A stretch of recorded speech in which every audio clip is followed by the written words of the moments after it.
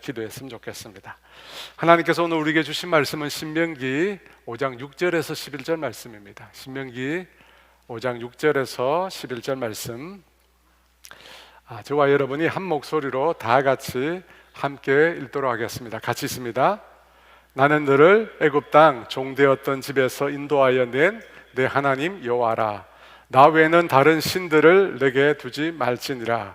너는 자기를 위하여 새긴 우상을 만들지 말고 위로 하늘에 있는 것이나 아래로 땅에 있는 것이나 땅 밑 물속에 있는 것의 어떤 형상도 만들지 말며 그것들에게 절하지 말며 그것들을 섬기지 말라. 나 내 하나님 여호와는 질투하는 하나님인즉 나를 미워하는 자의 죄를 갚되 아버지로부터 아들에게로 3, 4대까지 이르게 하거니와 나를 사랑하고 내 계명을 지키는 자에게는 천대까지 은혜를 베푸느니라. 너는 내 하나님 여호와의 이름을 망령되이 일컫지 말라. 나 여호와는 내 이름을 망령되이 일컫는 자를 죄 없는 줄로 인정하지 아니하리라. 아멘. 오늘 예배를 위하여, 여러분들의 헌금을 위하여 우리 함께 기도합니다. 하나님 아버지, 우리에게 베푸신 그 하나님의 은혜를 우리가 헤아릴 수가 없습니다. 하나님, 오늘도 그 하나님의 은혜를 우리가 다시금 되새김하게 하여 주시고 기억하게 하여 주시옵소서. 영원히 멸망받을 수 없는 이 죄인들을 구원하여 주시고 하나님의 자녀라, 아빠 아버지라 부를 수 있는 자리에 이르게 해주신 이 놀라운 은혜를 날마다 우리가 기억하게 하여 주시옵소서.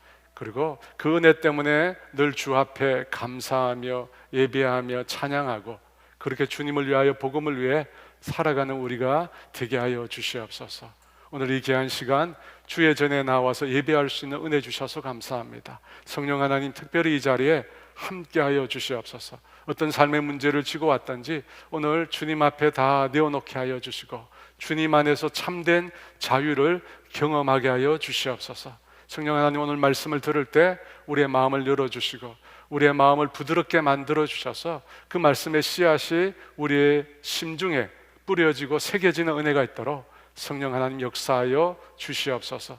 주님, 이 시간 나오면서 모든 물질이, 우리가 가진 모든 소유가 하나님의 것임을 인정하고 믿음으로 고백합니다. 하나님, 드려진 이 물질이 단 하나도 헛된 데, 아버지 거짓된 데 사용되지 않게 하시고 생명을 살리는 귀한 일에, 영혼을 구원하는 귀한 일에 아름답게 사용되게 하여 주시옵소서. 그 일을 위하여 마음을 다하여 믿음으로 감사함으로 드린 손길들마다 하나님께서 풍성하게 넘치도록 채워 주시옵소서. 감사합니다. 예수님의 이름으로 기도합니다.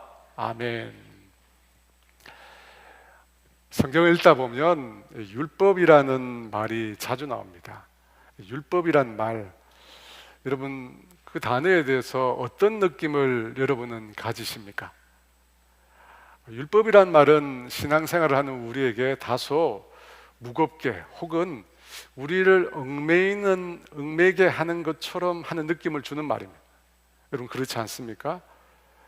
여러분 중에 율법이라는 말을 좋아하시는 분 있으십니까? 아마 별로 없을 겁니다. 율법의 행위로는 의롭다 하심을 얻을 육체가 없다. 율법은 죄를 깨닫게 할 뿐이다. 율법이 있기 전엔 죄를 죄로 여기지 않았다. 이런 표현들이 나옵니다. 여러분, 율법이라는 것은 마치 구원과 무관한 부정적인 의미로 우리 가운데 사실 많이 다가와 있습니다. 그런데 과연 그럴까요? 여러분, 율법이란 것은 무엇입니까? 구약시대 하나님께서 당신의 백성 이스라엘에게 지키라고 주신 법, 그것이 율법입니다. 그리고 그 율법 중에 가장 핵심적인 내용이 오늘 우리가 다루게 될 십계명이라는 것입니다. 여러분, 십계명은 하나님 당신께서 직접 돌판에 기록하셔서 모세에게 준 것입니다. 하나님이 기록한 법입니다. 그래서 예수님께서도 이 십계명이 온 율법과 선지자의 강령, 온 율법과 선지자 중에 가장 중요한 명령이라고 말씀하셨습니다. 그러니까 성경에 나오는 말씀 중에서 하나님이 주신 가장 중요한 명령이 뭐냐? 십계명입니다. 그렇다면 십계명은 어떤 내용으로 되어 있을까요? 먼저 십계명을 소개하는 서론이 있습니다. 오늘 본문 6절 말씀인데요, 우리 같이 한번 읽어봅니다. 나는 너를 애굽 땅 종되었던 집에서 인도하여 낸 내 하나님 여호와라. 십계명을 말씀하시면서 하나님은 먼저 자신이 누구인지를 말씀하고 있습니다. 왜 하나님께서 자신이 누구인지를 말씀하시는 것일까요? 왜냐하면 하나님을 알지 못하고 또 하나님이 행하신 일을 믿지 못하는 사람은 이 십계명을 행할 수 없다는 것입니다. 곧 하나님이 누구신지, 그리고 하나님께서 어떤 일을 행하셨는지를 아는 사람, 그 아는 사람만이 사실은 십계명을 행할 수 있다는 것입니다. 그렇다면 하나님 누구십니까? 6절 말씀해 보니까 애굽 땅 종되었던 곳에서 이스라엘 백성을 건져내신 분이라고 합니다. 쉽게 말해 이스라엘 백성을 구원해 내신 분이 하나님이라고 합니다. 그런데 이 출애굽 사건, 하나님이 이스라엘 백성을 구원해 내신 이 출애굽 사건을 신약 성경에서는 어떻게 이해합니까? 죄로부터 인류를 구원하신 예수 그리스도의 구속 사건으로 이해를 합니다. 골로새서 1장 13, 14절 말씀인데요, 같이 봅니다. 그가 우리를 흑암의 권세에서 건져내사 그의 사랑의 아들의 나라로 옮기셨으니 그 아들 안에서 우리가 속량 곧 죄 사함을 얻었도다. 여러분, 구약의 출애굽 사건은 신약 시대에 와서는 예수 그리스도의 구원 사건을 의미하는 것입니다. 애굽 땅 종되었던 곳, 그것은 바로 죄와 죽음의 권세를 뜻하는 곳입니다. 그 흑암의 권세에서 인생을 해방시켜서 사랑의 아들의 나라로 옮기셨다고 말씀합니다. 여러분, 우리도 구약시대 이스라엘 백성처럼 예수 믿기 이전에는 죄의 종이었습니다. 죄의 세력의 지배를 받고 있었고 육체의 욕심을 따라서 그 죄 가운데 살고 있었습니다. 그런데 하나님께서 당신의 은혜로 우리를 구원해 주셨습니다. 당신의 하나뿐인 아들 예수 그리스도를 십자가의 화목 제물로 바치심으로 우리를 의롭다고 칭해 주셨습니다. 예수님의 피로 속량, 죄값을 치르게 하시고 우리를 하나님 당신의 자녀로, 아들로, 딸로 삼아 주셨습니다. 그래서 우리가 하나님을 아빠, 아버지라 부를 수 있게 되었습니다. 그러니까 구약의 출애굽 사건은 신약에서 예수님을 믿음으로 우리가 얻게 되는 구원과 동일한 의미를 갖고 있는 것입니다. 그런데 여기서 중요한 것은 이 출애굽 사건과 같은 구원의 사건 이전에 십계명을 주셨습니까? 아닙니다. 구원의 사건 이후에 십계명을 주셨다는 것입니다. 여러분, 십계명은 출애굽하기 이전에 주신 게 아닙니다. 출애굽한 이후에, 구원받은 이후에 십계명을 이스라엘 백성에게 주셨습니다. 그러니까 무슨 말일까요? 십계명으로 대표되는 율법은 구원의 수단으로 주어진 것이 아닌 것입니다. 구원의 수단으로 주어졌다면 구원받기 이전에 주셔야죠. 그런데 구원받은 이후에, 이스라엘 백성이 구원받은 이후에 주셨다는 것은 이 율법이 구원의 수단이 아니라 구원받은 백성이 살아가야 될 삶의 법으로 주셨다는 것입니다. 구원 얻은 백성들이 앞으로 살아가야 될 삶의 법칙으로 십계명을 주신 것입니다. 여러분, 이것을 설명하기 위해서 십계명에 앞서서 하나님께서 이스라엘을 이집트로부터 구원해 내신 출애굽 사건을 서론으로 말씀하신 것입니다. 그렇다면 그 하나님께서 구원하신 이스라엘 백성은 어떻게 살기를 원하셨을까요? 6절 말씀입니다. 다시 한번 읽어볼까요? 나는 너를 애굽 땅 종되었던 집에서 인도하여 낸 내 하나님 여호와라. 여러분, 이 말씀을 근거로 보면 구원받은 하나님의 백성은 더 이상 종으로 살면 안 되는 것입니다. 종으로 사는 데서 하나님이 건져내신 것입니다. 그러면 이제는 어떻게 살아야 합니까? 갈라디아서 4장 7절 말씀 같이 있습니다. 그러므로 내가 이후로는 종이 아니요 아들이니 아들이면 하나님으로 말미암아 유업을 받을 자니라. 종이 아니요 아들이니 예수님의 대속으로 구원받은 하나님의 자녀니 이제는 하나님의 거룩한 자녀로 살아야 하는 것입니다. 더 이상 종으로 살아서는 안 됩니다. 이제는 하나님의 자녀로 우리가 살아야 됩니다. 그런데 문제가 있습니다. 어떤 문제냐면 여러분, 율법의 내용이 뭐냐면 거의 대부분 하지 말라, 하라 라고 하는 명령형으로 되어 있다는 것입니다. 하지 마라, 하라. 구원받은 자녀들에게 하지 말라는 것입니다. 선악을 알게 하는 나무의 실과를 너희는 먹지 말라. 여러분, 이런 명령어는 우리의 자유를 빼앗는 것처럼 느껴집니다. 아니, 하나님이 우리를 구원하셨는데, 구원하신 이후에 우리에게 율법이라고 하는 걸 주셨는데 그 율법이 우리를 자유롭게 하는 것이 아니라 하지 말라, 하라 라고 명령함으로 마치 우리의 자유를 빼앗는 것처럼 느껴진다는 것입니다. 그런데 사실은 그렇지 않습니다. 하나님의 율법은 구원받은 자에게 자유를 주르는데 그 목적이 있습니다. 여러분, 자유에는 두 가지가 있습니다.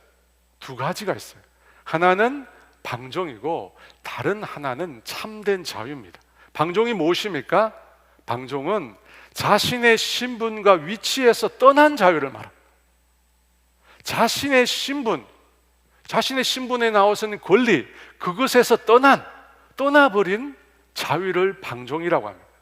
여러분, 엊그제도 마약 복용으로 한참 시끄러웠던 한 유명 배우가 또다시 성폭행 시비에 휘말리지 않았습니까? 그것도 동성애잖아요. 여러분, 인간의 위치를 떠난 그 같은 자유는 방종이며 그것에 따르는 불행과 고통이 있습니다. 반면에 참된 자유는 인간의 위치와 신분에 합당하게 주어지는 것입니다. 여러분, 그것이야말로 우리에게 행복이라는 것을 가져다 줍니다. 사랑하는 여러분, 하나님의 율법을 잘 들여다보면 그 율법에는 항상 문이 있습니다. 문이 있어요. 담이 있어서 하지 말라, 함부로 넘어가지 못하게 하는 것 같지만 하나님의 율법에 들여다보면 반드시 문이 있어서 들어가고 나갈 수 있게 만들어 주셨습니다. 담만 있으면 우리가 들어가지도 나가지도 못합니다. 하지만 문을 만들어 놓았기 때문에 하나님은 우리를 그 문을 통해서 들어가고 나가고 할 수 있도록 만들어 놓았다는 것입니다. 하나님은 인간의 성적인 욕망을 알고 계십니다. 하나님이 창조하셨습니다. 그래서 그 성적인 욕망의 방종을 막기 위해서 하나님이 담을 치셨습니다. 하지만 어떻게 하셨습니까? 결혼이라고 하는 문을 만드셔서 그것을 누리게 하셨습니다. 선악을 알게 하는 나무의 열매를 먹지 말라 하셨습니다. 근데 그 말씀을 하시기 전에 그 앞에 무슨 말씀을 하셨습니까? 동산 모든 나무의 실과는 마음껏 먹으라고 하셨습니다. 여러분, 이것이 하나님의 율법이 가지고 있는 특징입니다. 하나님은 항상 문을 만들어 두셔서 우리로 하여금 자유를 누리게 하시고 행복을 얻게 하셨습니다. 그래서 여러분, 우리는 항상 신호를 따라 움직여야 합니다. 여러분, 신호를 지켜야 안전한 것입니다. 신호를 어기면 사고가 납니다. 사고가 나면 나뿐만 아니라 주변의 사람들이 고통과 슬픔을 겪게 되는 것입니다. 그와 마찬가지로 율법은 우리가 그릇된 길로 가서 고통을 당하지 않도록 우리에게 참된 행복을 주기 위해서 하나님이 우리에게 허락하신 사랑의 울타리입니다. 그래서 신명기 10장 13절 말씀은 이렇게 말씀합니다. 우리 같이 읽어볼까요? 내가 오늘 내 행복을 위하여 내게 명하는 여호와의 명령과 규례를 지킬 것이 아니냐. 우리의 행복을 위해서, 우리에게 참된 자유를 주시기 위해서 사실은 하나님이 율법을 주신 것입니다. 그리고 그 율법 중에 가장 중심이 뭐냐? 십계명. 그러면 십계명은 어떤 내용일까요? 흔히 우리가 익히 아는 대로 십계명 첫 계명에서 세 번째 계명은 하나님을 사랑하는 것에 관한 말씀입니다. 우리 7절 말씀인데요, 같이 볼까요? 같이 있습니다. 나 외에는 다른 신들을 내게 두지 말지니라. 십계명의 제일 첫 번째 계명인데요, 나 외에는 여러분, 이 말은 나 옆에 나란히라는 뜻입니다. 나 옆에 나란히 뭔가를 두지 말라라는 뜻입니다. 곧 어떤 존재도 하나님과 동등한 위치에 두지 말라는 것입니다. 여러분, 이스라엘 백성들이 가졌던 신앙과는 혼합주의라는 것입니다. 성경에서 끊임없이 하나님께서 이스라엘 백성에 대해서 책망하실 때 그들이 가지고 있던 신앙관이 뭐냐면 혼합주의. 혼합주의가 뭐냐? 하나님만 섬기는 것이 아니라 다른 신들도 함께 섬기는 것입니다. 구약 성경에 나오는 대표적인 가나안 신이 바알이라고 합니다. 바알. 귀엽게 생겼죠? 이 바알은 풍요와 바람의 신으로 알려져 있습니다. 왜 이스라엘이 이 신도 함께 섬겼을까요? 일석이조라고 생각했기 때문입니다. 하나님뿐만 아니라, 여호와뿐만 아니라 다른 신들에게도 좋은 점이 있다는 것입니다. 이 바알은 당시 농사를 주관하는 신이었거든요. 여러분, 이스라엘 백성은 예로부터 유목민이었습니다. 근데 그 유목민들이 가나안 땅에 정착을 하게 되었습니다. 정착한 이후에는 농사를 짓게 되었습니다. 유목민이니까 농사를 짓는 법을 전혀 알지 못합니다. 그뿐만 아니라 가나안 땅은 이집트와 달리, 나일강이 있는 이집트와 달리 물이 항상 부족합니다. 하늘에서 비를 내려주지 않으면 농사를 지을 수 없는, 흔히 천수답이라고 하죠. 비를 내려줘야만 농사를 지을 수 있습니다. 그러니까 여호와를 섬기지만 동시에 이 농경의 신인 바알도 섬겨야 한다. 바알을 섬겨야 바알이 비도 내려줄 거 아닙니까? 바알이 농사를 잘 지을 수 있도록 풍요도 허락해 줄 것 아닙니까? 여러분, 이 일석이조의 효과를 이스라엘 백성이 노린 것입니다. 이와 같은 신앙을 혼합주의라고 합니다. 여러분, 선교지에 가면 이런 혼합주의를 우리가 많이 접할 수 있습니다. 인도와 같은 곳에 가면 그곳에는 신이 몇 억이나 됩니다. 그래서 우리가 가서 복음을 전하면 의외로 많은 분들이 복음을 잘 받아들입니다. 다만 그들은 유일한 하나님으로 예수님을 받아들이는 것이 아니라 그들이 믿고 있는 여러 신들 중에 한 신으로 예수님을 받아들여요. 그래서 복음을 전해서 그 사람이 받아들였다고, 회심했다고 라고 생각하면 안 됩니다. 그들은 예수님을 수억 명의 신들 중에 하나라고 생각하는 것입니다. 여러분, 이것이 혼합주의입니다. 하나님도 섬기고 다른 신도 섬기는 이 혼합주의를 주님께서 말씀하시면서 내 옆에 두지 말라고 하신 것입니다. 여러분, 이 혼합주의 말고도 종교다원주의라고 하는 것이 있습니다. 이것은 하나님께 이르는 길이 여러 갈래라는 것입니다. 그래서 한 종교가 말하는 하나님을 만나는 길 하나밖에 없다, 유일한 길이 있다 라고 주장하는 것은 안 된다는 것입니다. 불교, 이슬람교, 다른 종교에도 구원의 길이 있으니까 동일하게 존중해야 한다고 주장합니다. 이것이 종교다원주의입니다. 여러분, 이 생각은 현대 사람들에게 매우 합리적인 것으로 받아들여집니다. 왜냐하면 기독교 외에도 지금까지 수많은 종교를 믿었던 사람들이 얼마나 많습니까? 수억 명은 될 텐데 그 사람들이 다 지옥에 갔다? 상식적으로 생각할 수 없다는 것입니다. 그래서 기독교만, 예수를 믿음으로만 구원을 얻는다라는 것에 대해서 동단적이다라고 생각한다는 것입니다. 이 레이크우드라고 하는 미국에서 제일 큰 교회인데요, 조엘 오스틴이라는 목사님이 계십니다. 이분이 이런 말을 했습니다. 다른 종교에도 구원이 있느냐라고 물었을 때 사람의 마음을 다 알 수 없으며 하나님만이 사람의 마음을 아시기에 누구는 맞고 누구는 틀리다 말할 수 없다라고 말했습니다. 여러분, 말은 고상하지만 긍정의 힘 조엘 오스틴 목사님이 그 말을 비추어 보면 이분은 종교다원주의자입니다. 여러분, 나 외에 다른 신들을 내게 두지 말라는 말씀은 이런 혼합주의, 종교다원주의 신앙을 멀리하라는 뜻입니다. 그리고 나 외에 다른 신을 내게 두지 말라는 말씀은 마치 어떤 느낌을 또 주냐면 다른 신들도 하나님처럼 존재한다는 느낌을 줍니다. 그렇잖아요. 나 외에 다른 신을 두지 말라고 하니까 다른 신이 있는 것처럼 들립니다. 그런데 성경은 하나님 외에 다른 신이 존재하지 않는다고 말씀합니다. 하나님 외에 다른 신이 없다는 것입니다. 다만 사람이 신을 만들어낸 것입니다. 그래서 나 외에 다른 신을 내게 두지 말라는 계명은 십계명의 두 번째 계명이 자기를 위하여 우상을 만들지 말라는 말씀과 관련이 깊습니다. 사랑하는 여러분, 우리가 살고 있는 이 세상에는 어떤 힘들이 존재합니다. 산에도 바다에도 공중에도 인간이 자기 힘으로 거스를 수 없는, 대적할 수 없는 강력한 힘들이 존재합니다. 여러분, 그 힘들은 자연 법칙을 따라 생겨났다가 사라지는 것일 수 있습니다. 엄청난 토너이드가 전 세계를 강타하고 있잖아요. 이런 기승이변이 일어날 때 사람들은 저 속에 뭔가 무한한 강력한 힘이 있다고 생각합니다. 그리고 또 때로는 그 힘의 배후에 인간을 미혹하는 악한 영이 존재할 수도 있습니다. 예수님께서 한날은 제자들과 배를 타고 갈릴리 바다를 건너가십니다. 그런데 강한 바람이 일어나서 풍랑이 일어나서 예수님의 그 배를 전복시키려고 했습니다. 그때 제자들이 자신들이 죽게 되었다며 주무시고 계시는 예수님을 깨웁니다. 예수님께 일어나셔서 바람을 꾸짖으시고 바다를 향해 잠잠하라, 고요하라 말씀하십니다. 바람과 바다를 향하여 잠잠하라, 고요하라, 마치 사람에게 말씀하시듯이 말씀하시며 꾸짖고 명령하셨습니다. 왜 그렇게 하셨습니까?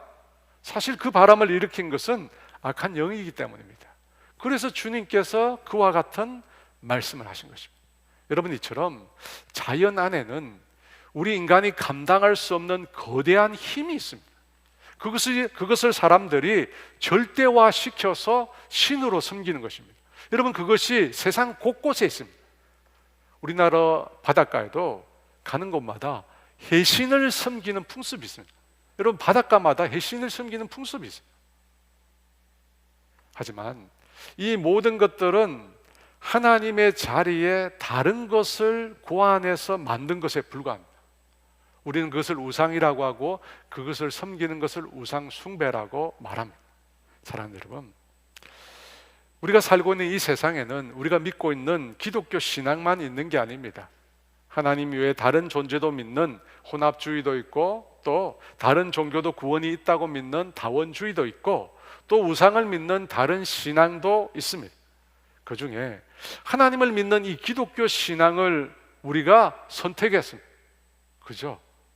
여러 종교 가운데, 여러 믿음 가운데 하나님을 믿는 신앙을 우리가 선택했습니다. 자의반 타의반 선택했습니다. 여러분, 이것을 다른 말로 표현하면 우리가 하나님을 사랑한다는 뜻입니다. 왜냐하면 선택이라는 말에는 사랑이 포함되어 있기 때문입니다. 많은 이성 중에서 한 남자를, 한 여자를 자신의 배우자로 선택한 것은 우리가 그 사람을 사랑하기 때문입니다. 하나님도 저와 여러분을 선택하셨습니다. 왜 그렇습니까? 우리를 사랑하기 때문입니다.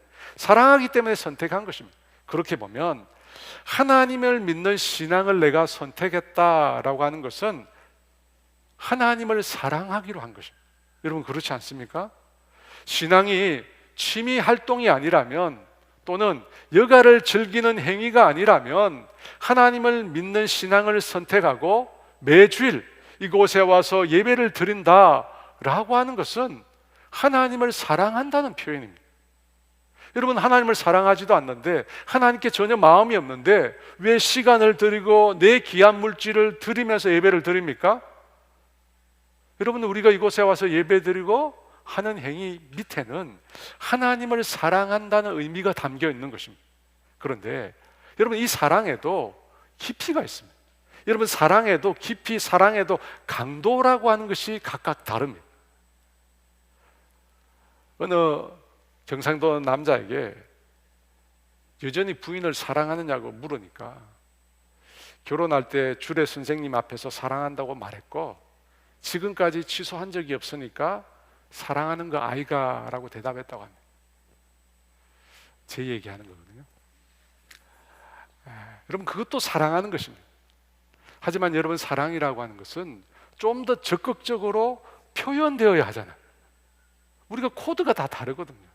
그래서 상대방에게 맞는 코드로 사랑한다는 걸 표현합니다. 나 외에 다른 신을 내게 두지 말라라고 하는 이 명령은 소극적인 명령입니다. 그죠? 소극적인 명령이에요. 하지 않으면 되는 거예요. 근데 이 명령을 더 적극적으로 표현한 말이 성경에 나옵니다. 그 말씀이 마태복음 22장 37, 38절 말씀입니다. 우리 같이 읽어볼까요? 예수께서 이르시되 내 마음을 다하고 목숨을 다하고 뜻을 다하여 주 너희 하나님을 사랑하라 하였으니 이것이 크고 첫째 되는 계명이요. 두지 말라는 것은 소극적인 명령. 근데 적극적인 명령이 있습니다. 여러분, 이 구절에서, 이 말씀에서 다 한다는 말이 강조되고 있습니다. 그죠? 다하고 다하여 하나님을 사랑하라. 여러분, 다 한다는 표현은 어떤 말일까요? 다 한다는 말은 하나님을 향한 마음이 다른 것과 나누어지지 않는다는 뜻입니다. 여러분, 다잖아요. 전부잖아요. 그러니까 하나님을 향한 마음이 다른 것과 나누어지지 않는 것입니다. 나 외에 다른 신을 나와 나란히 두지 않는 것입니다. 오직 나에게는 누구뿐입니까? 하나님뿐입니다. 내 마음이 둘로 나누어지는 것, 그것은 하나님을 진정으로 사랑하는 것이 아닌 것입니다. 예수님을 찾아온 한 부자 청년이 결국 근심하면서 돌아가게 됩니다. 이유가 뭡니까? 그는 분명 다른 사람들보다 더 철저하게 율법의 말씀을 지켰습니다. 어려서부터 단 한 가지도 어기지 않고 분명히 다 지켰다고 했습니다. 분명히 볼 때, 겉으로 볼 때 그 청년은 매우 신앙적인 청년입니다. 하지만 그의 문제가 뭡니까? 그의 전부를 하나님께 드리지 못했습니다. 다를 드리지 못했습니다. 마음이 어떻게 되어 있었습니까? 나누어져 있었습니다. 무엇으로? 재물에 대한 마음과 하나님에 향한 마음이 서로 나누어져 있었습니다. 그랬기에 예수님의 부르심에 결국 응답하지 못한 것입니다. 마가복음 10장 21절 22절 말씀인데요, 같이 읽어볼까요? 예수께서 그를 보시고 사랑하사 이르시되 내게 아직도 한 가지 부족한 것이 있으니 가서 내게 있는 것을 다 팔아 가난한 자들에게 주라. 그리하면 하늘에서 보화가 내게 있으리라. 그리고 와서 나를 따르라 하시니 그 사람은 재물이 많은 거로 이 말씀으로 인하여 슬픈 기색을 띠고 근심하며 가니라. 예수님께서도 그를 사랑했다고 하십니다. 하지만 그는 재물을 놓지 못했습니다. 사랑하는 여러분, 너는 나 외에 다른 신을 내게 두지 말라. 여러분, 이 말씀의 뜻은 뭐냐면 전부로 다, 나의 다, 모든 것을 가지고 하나님만을 사랑하라는 뜻입니다.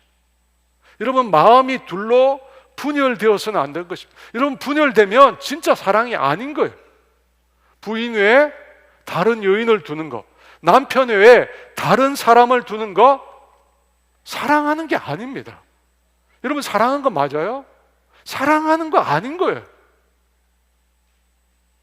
예수님을 믿음으로 구원받은 하나님의 자녀들에게 요구되는 첫 번째 계명은 온전한 마음으로, 다른 것으로 나누어지지 않는 마음으로 하나님을 사랑하는 것입니다. 저와 여러분이 그렇게 하나님 사랑하기를 주의 이름으로 축원합니다. 신명기 5장 8절과 9절 말씀인데요, 우리 같이 읽어볼까요? 너는 자기를 위하여 새긴 우상을 만들지 말고 위로 하늘에 있는 것이나 아래로 땅에 있는 것이나 땅 및 물속에 있는 것의 어떤 형상도 만들지 말며 그것들에게 절하지 말며 그것들을 섬기지 말라. 두 번째 계명은 무엇을 하지 말라고 합니까? 우상을 만들지 말라고 합니다. 우상은 하나님의 자리에 인간이 그 안에서 하나님인 것으로 만든 것입니다. 그러니까 당연히 하나님을 섬기는 자는 우상을 만들어서는 안 되는 것입니다. 그런데 이스라엘 백성이 이 십계명을 받는 당시 그들이 처음부터 우상을 만든 것은 아니었습니다. 여러분, 그들이 만든 것은 우상이 아니라 무엇이었습니까? 하나님의 형상을 만들었어요. 모세가 십계명을 받으러 산으로 올라갔을 때 이스라엘 백성의 송아지 우상이라는 걸 만들었습니다.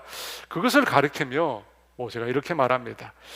출애굽기 32장 4절 말씀 같이 있습니다.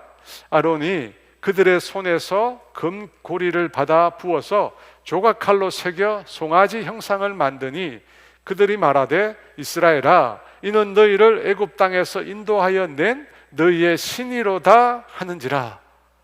여러분, 송아지 형상을 가르쳐 무엇이라고 합니까? 그들을 출애굽시킨, 그들을 구원해 준 여호와 하나님이라고 말합니다. 이스라엘 백성이 만든 송아지 형상은 애굽의 신이 아닙니다. 애굽의 신이 아니요, 그들을 구원하신 하나님이라고 그들이 만든 것입니다. 하나님을 송아지 형상으로 표현한 것입니다. 여러분, 그것에 대해서 하나님이 어떻게 반응하셨습니까? 그래, 내 형상을 따라 참 잘 만들었다, 그렇게 칭찬하셨습니까? 아닙니다. 송아지 형상을 만드는 일에 동조하고 그것을 섬기는 일에 동조한 사람 3,000명을 죽이셨습니다. 그리고 그 송아지를 불살라 부숴 가루로 만들어 물에 뿌려서 다 마시게 했습니다. 하나님께서 이스라엘의 행위에 대해서 크게 진노하신 것입니다. 여러분, 왜 그토록 진노하셨을까요? 하나님이 형상을 만든 것에 대해서 왜 하나님이 그토록 분노하셨을까요? 여러분, 하나님을 형상화하는 것은 하나님을 왜곡하기 때문에, 송아지 형상이, 송아지 우상이 과연 하나님을 올바로 나타낼 수 있을까요? 여러분, 어떻게 생각하십니까? 과연 송아지 형상이, 인간이 만드는 그 형상이, 어떤 우상의 모양이 과연 하나님을 올바로 나타낼 수 있을까요? 아닙니다. 이 땅에 있는 그 어떤 형상으로도 하나님을 표현할 수 없습니다. 하나님을 그 어떤 형상으로도 표현할 수가 없어요. 그러면 왜 인간은 하나님을 그처럼 자꾸만 형상화하는 것일까?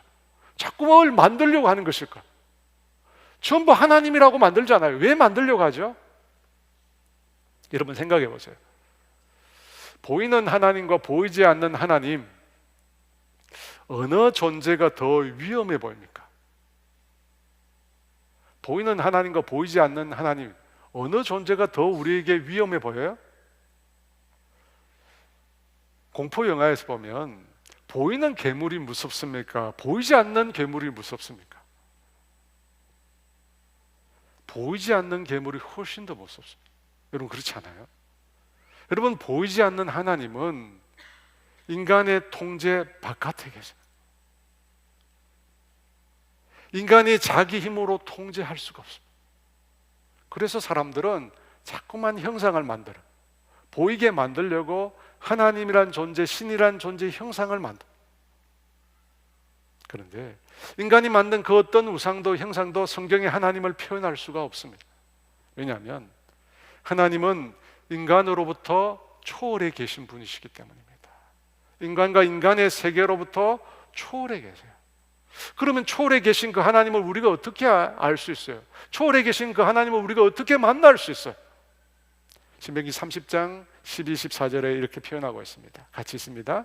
내가 이르기를 누가 우리를 위하여 하늘에 올라가 그의 명령을 우리에게로 가지고 와서 우리에게 들려 행하게 하려 할 것이 아니요 이것이 바다 밖에 있는 것이 아니니 내가 이르기를 누가 우리를 위하여 바다를 건너가서 그의 명령을 우리에게로 가지고 와서 우리에게 들려 행하게 하려 할 것도 아니라 오직 그 말씀이 내게 매우 가까워서 내 입에 있으며 내 마음에 있은즉 내가 이를 행할 수 있느니라. 여러분, 인간이 스스로의 힘으로 능력으로 하나님을 알 수 없습니다. 하나님을 찾을 수 없습니다.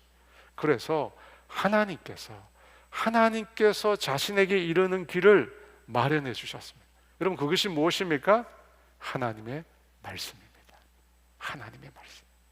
오직 그 말씀이 내게 매우 가까워서 내 입에 있으며 내 마음에 있은즉 내가 이를 행할 수 있느니라. 여러분, 하나님의 말씀을 통해서 우리가 하나님 만나는 거예요. 하나님의 말씀을 듣고 그 말씀을 내 마음에 기억하고 그 말씀을 묵상할 때, 오늘 본문에는 내 입에 있다는 말도 있는데 그 말은 뭐냐면 말씀을 입으로 계속 말하거든요. 여러분, 그렇게 하나님의 말씀을 가까이 할 때, 하나님의 말씀에 귀를 기울일 때, 그때 하나님께서 우리 가운데 찾아오시는 것입니다. 여러분, 이것이 하나님의 방법이에요.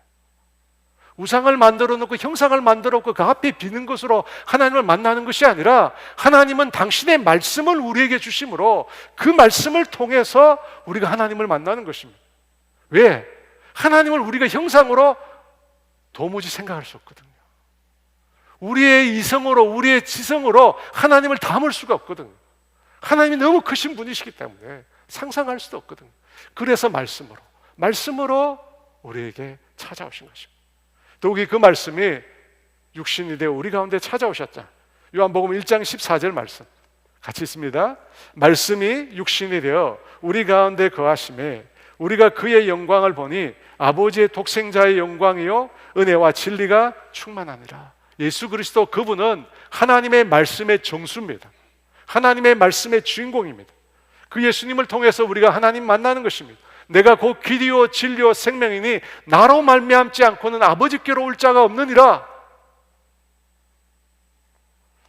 여러분, 두 번째, 우상을 만들지 말라라고 하는 말씀은 현대식으로 하면 하나님을 통제하려는 생각을 버리고 하나님이 정해주신 방법으로 하나님을 만나고 하나님을 사랑하라는 뜻입니다. 우리 인간이 다가갈 수 없는 초월의 세계에 주님은 계십니다.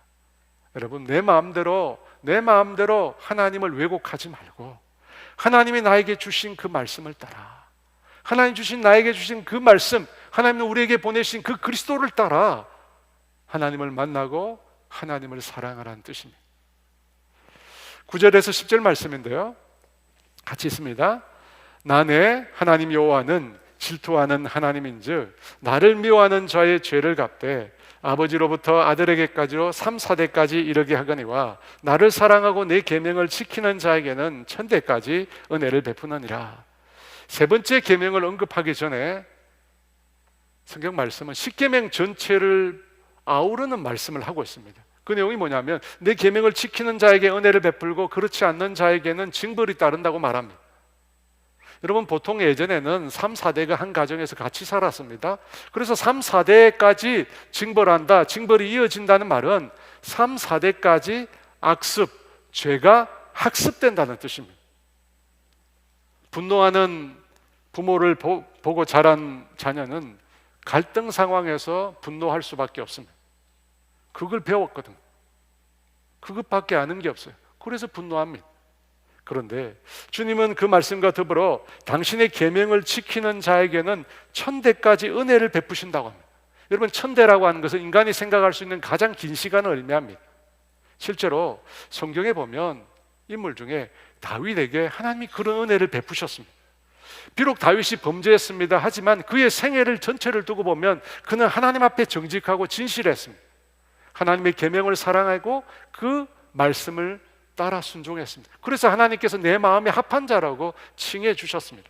그런데 그의 아들 솔로몬은 그렇지 못했습니다. 솔로몬은 용두사미의 대표격인 왕이었습니다. 그는 말년에 많은 주변 나라로부터 후궁을 맞이해서 예루살렘에서 우상을 숭배했습니다. 그럼에도 불구하고 그가 그런 어마어마한 죄를 지었음에도 불구하고 하나님께서는 그에게서 그 나라를 빼앗지 않았습니다. 왜 그렇습니까? 다윗 때문입니다. 열왕기상 11장 34절 말씀 같이 있습니다.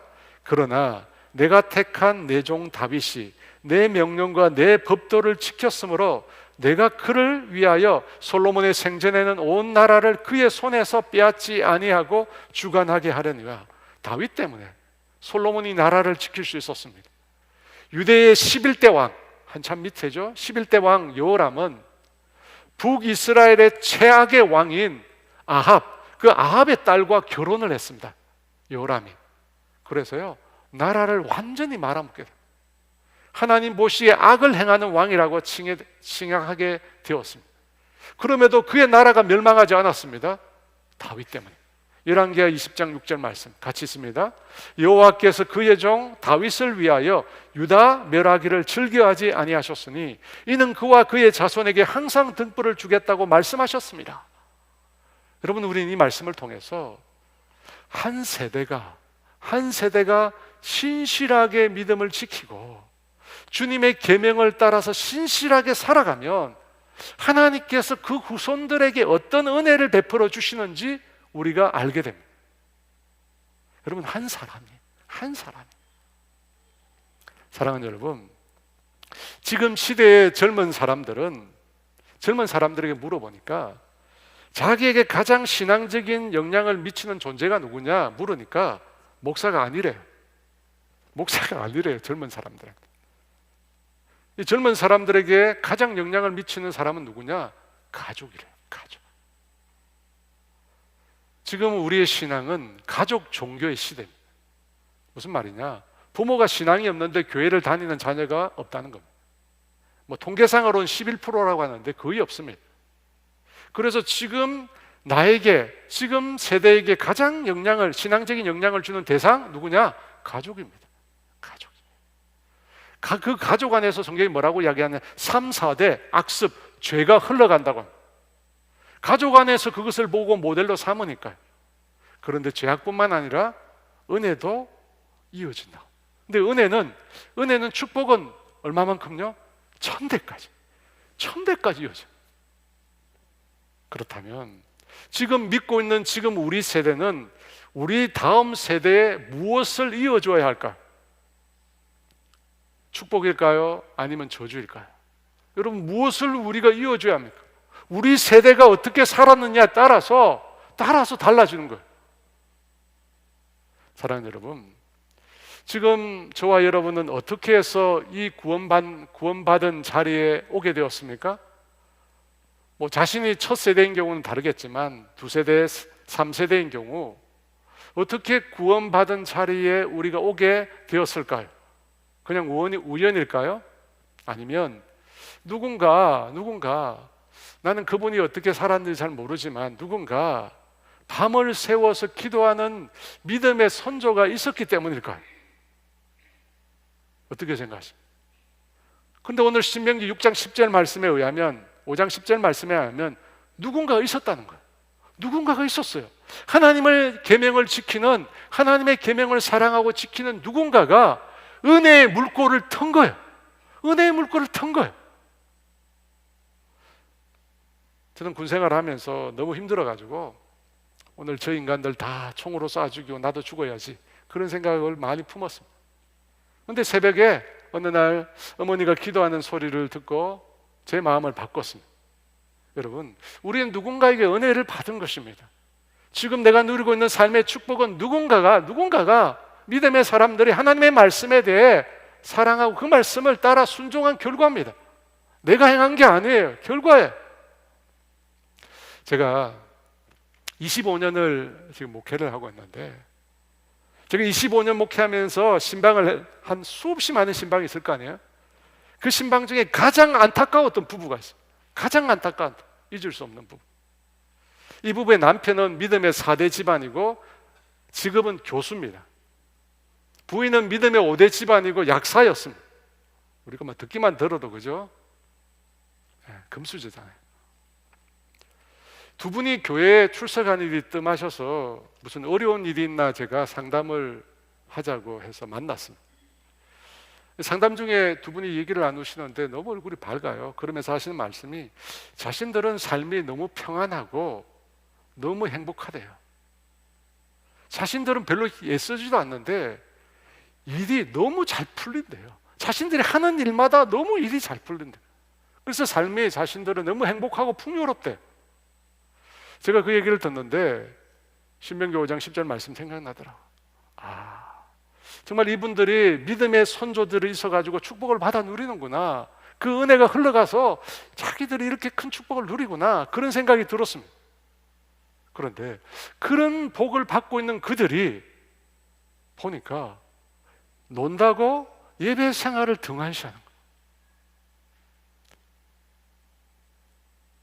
논다고 주일날 출석을 잘 안 하는 거예요. 그리고 물어보니까 자녀들이 있는데 교회를 출석 안 한대. 믿음의 5대, 믿음의 4대, 그 밑에는 믿음의 5대, 믿음의 6대잖아요. 자녀들이 교회 출석을 안 한대. 근데 더 큰 문제는 그것에 대해서 전혀 부담이 없다는 거예요. 믿음이 좋아서 부담이 없는 게 아니라 삶에 아무런 문제가 없어서 부담이 없다는 거예요. 자녀들이 교회 안 나와도 아무런 마음에 부담이 없다는 거예요. 너무 기가 찬 거예요. 너무 기가 찬 거예요, 여러분. 신방을 마치고 돌아오는데 마음이 너무 무거운 거예요. 여러분, 이건 아니다 싶어요. 이건 아니다 싶어. 그들이 지금 누리고 있는 은혜와 축복이 도대체 뭔데? 뭐예요? 믿음의 선배들이, 믿음의 선조들이 그렇게 피땀 흘려서 하나님 앞에 기도하고 하나님 말씀을 지켜 살아온 삶의 결과예요. 그것 때문에 그들이 축복을 누리고 있는데 다 망가고.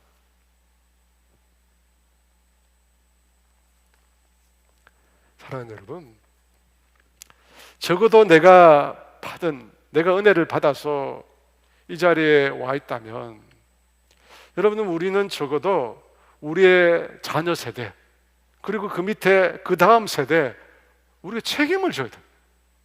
우리가 책임을 져야 돼. 그렇잖아요.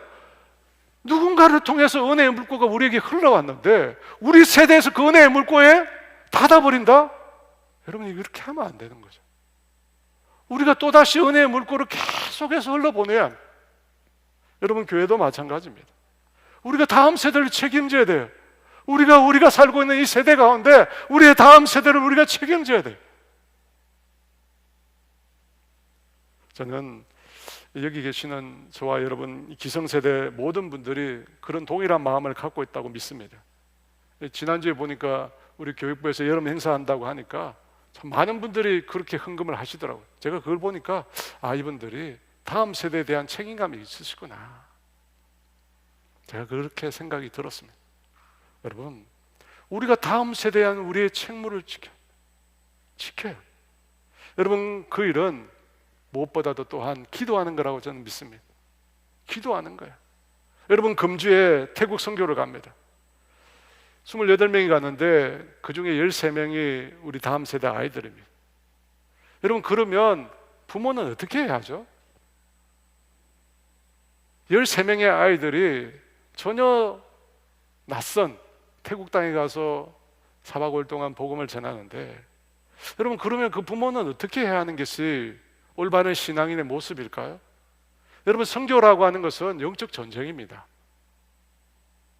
마귀가 장악하고 있는 그 세력에 대항해서 그 땅의 영혼들을 구원하기 위해서 마귀와 영적 전쟁을 펼치는 것이 선교 현장이에요. 여러분, 녹록한 현장이 아니에요. 그냥 우리가 놀러가는 그런 곳이 아니에요. 여러분, 그곳은 전쟁터예요. 내 자녀를 그곳에 보내고 내 남편과 아내를 그곳에 보내고 우리는 그 다음에 뭘 해야 되죠? 선교를 마치고 나면 그 다음 주에 바로 우리 자녀들이 또 수련회 캠프를 또 합니다.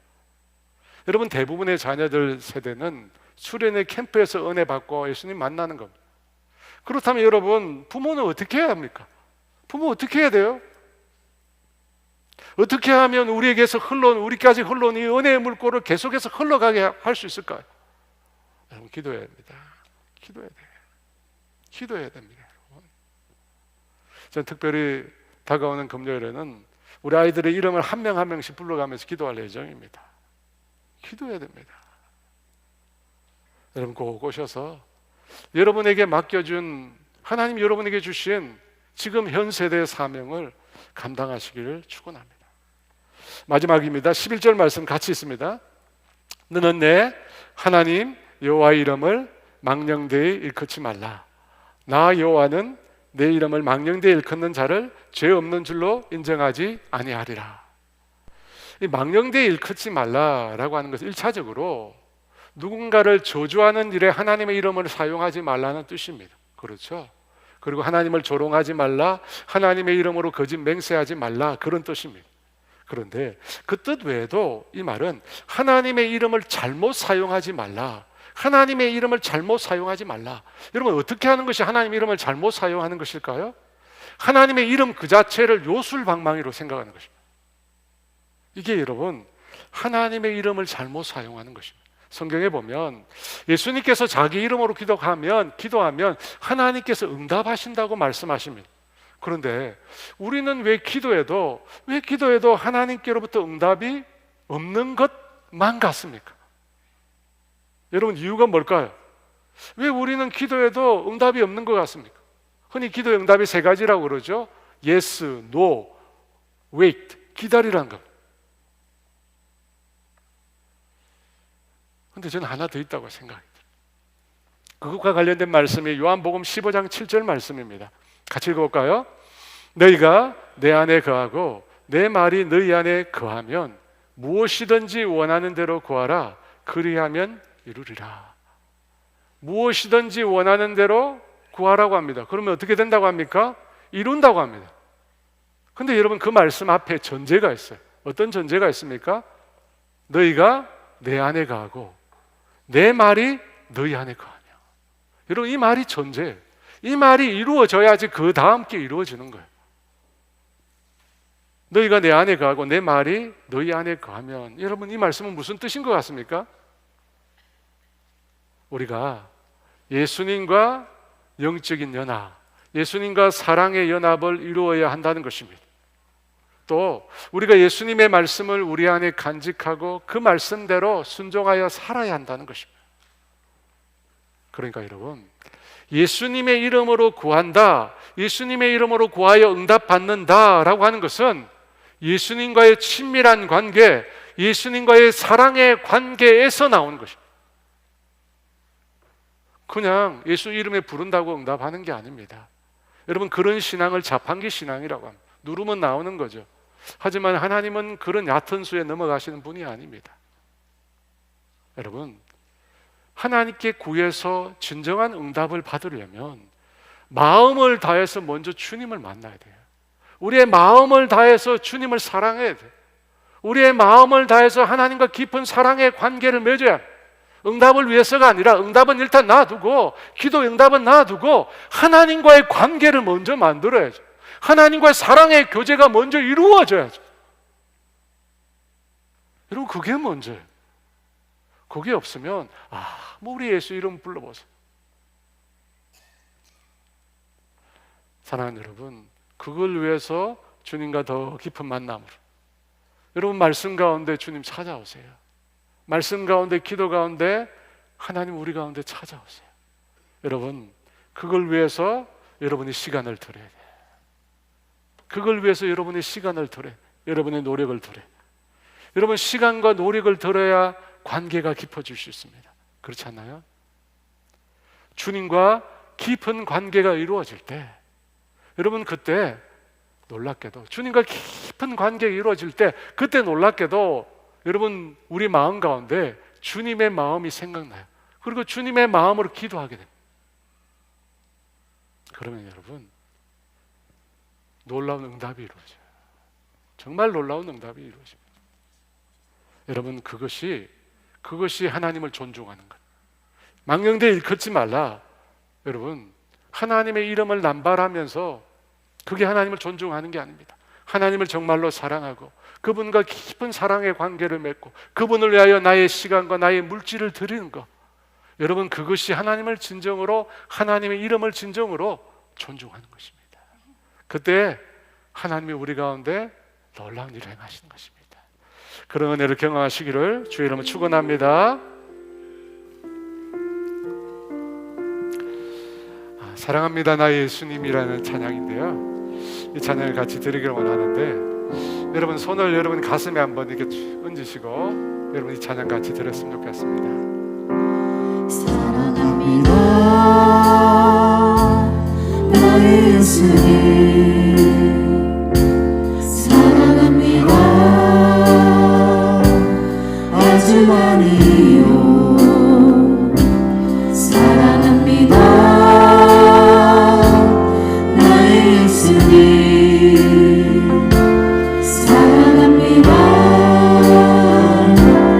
그것뿐이에요. 사랑한다 아들아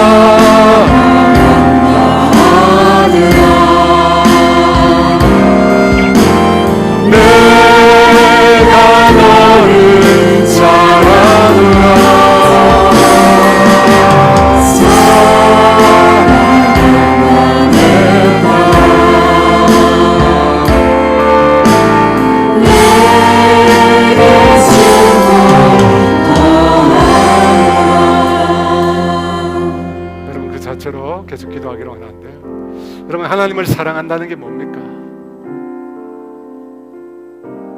전부로. 여러분, 나누어져 있는 것은 진짜 사랑이 아니에요. 여러분, 혹시 여러분의 마음이 나누어진 게 있습니까? 여러분이 가진 소유로, 명예로, 뭔가로 하나님을 향한 여러분의 마음이 나누어져 있다면 죄송합니다. 부자 청년과 똑같아요. 사랑하는 거 아닙니다. 정말 하나님을 사랑하는 것은 전부로 사랑하는 것입니다. 여러분, 그것을 위해서 기도하시고요. 여러분, 내 방법대로 하나님 섬길 수 없습니다. 많은 분들이 신앙생활 하면서 자기 방법대로 하나님 섬깁니다.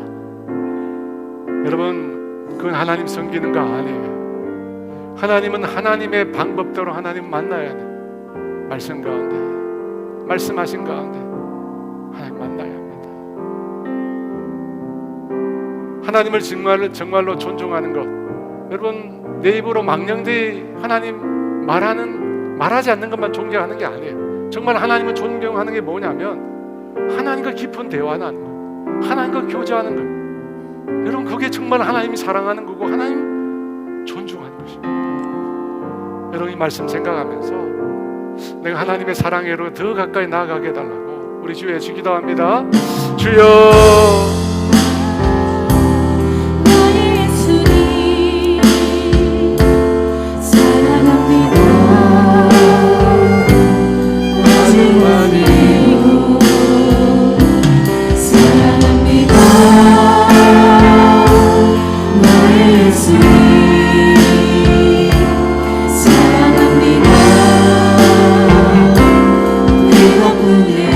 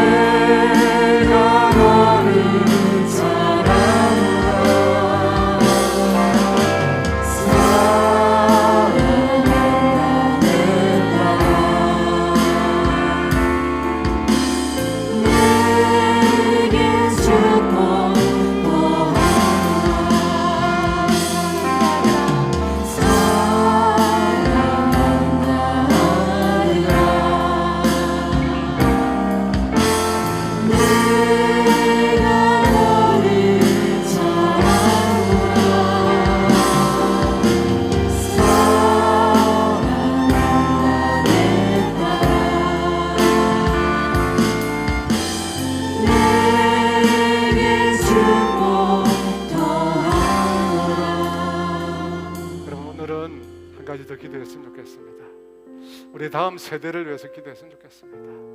여러분, 우리에게로 흘러온 이 은혜의 주님의 이 구원의 물결이 우리 뒤에 끊치면 안 됩니다. 우리는 반드시 이 은혜의 물결을 우리의 다음 세대, 그 다음 세대까지 흘러보내야 합니다. 근데 여러분, 우리가 애쓰고 노력하잖아요. 근데 잘 안 돼요.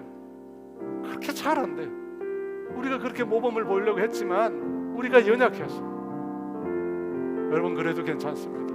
여러분, 우리의 구원이 우리의 노력으로 얻었나요? 아닙니다. 하나님의 은혜였습니다. 하나님의 은혜였습니다. 여러분, 시간 기도합시다. 주님, 은혜를 베풀어 주세요. 주님, 은혜를 베풀어 주세요. 나에게 은혜를 베풀어 주신 것처럼 나의 다음 세대에도, 우리 교회의 다음 세대에도 하나님 이 은혜를 베풀어 주세요. 그래서 이 생명의 물길, 이 은혜의 물길, 이 복음의 물길이 계속해서 이어져 가게 해달라고 우리 주에 기도합니다. 주여, 사랑합니다.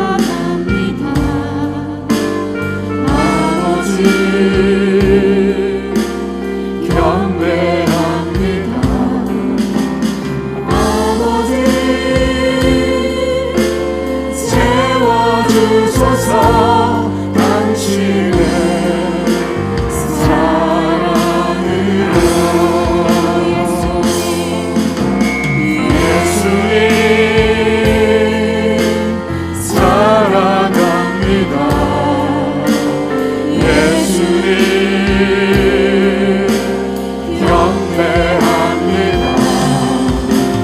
예수님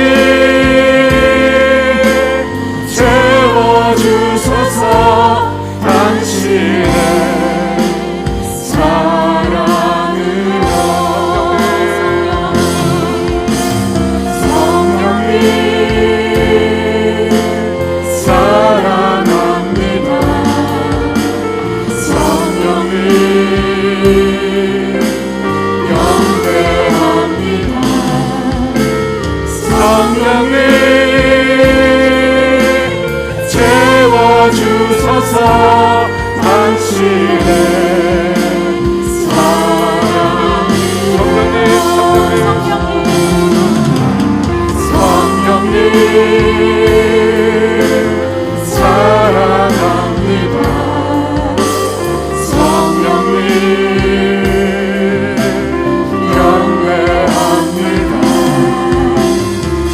성령님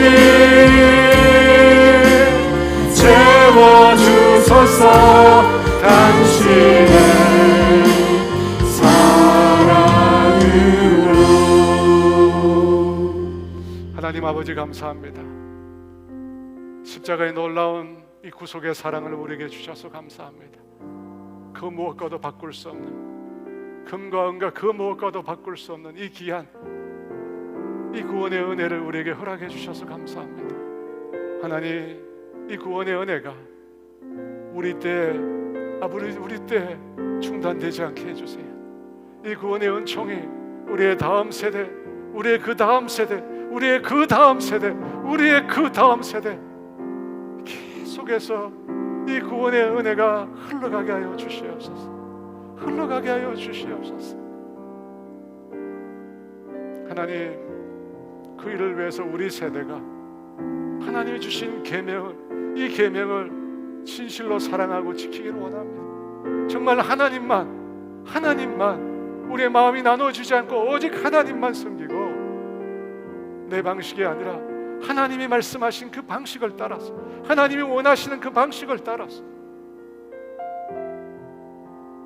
하나님과 깊이 교제하고 하나님 사랑하고 그 말씀에 순종하여 나아가는 우리 모두가 되게 하여 주시옵소서. 지금은 우리 주 예수 그리스도의 은혜와 하나님의 다함이 없는 사랑하심과 성령의 교통하심과 인도하심과 위로하심이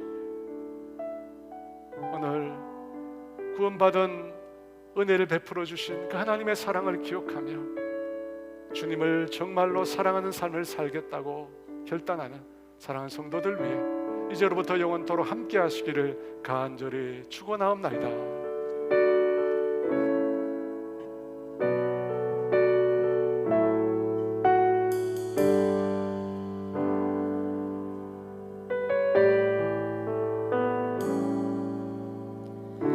주의 손 날 붙드시네. 영원한 피난처 되시네. 깊어진 한숨 속에도 변함없이 우리를 일으키시네.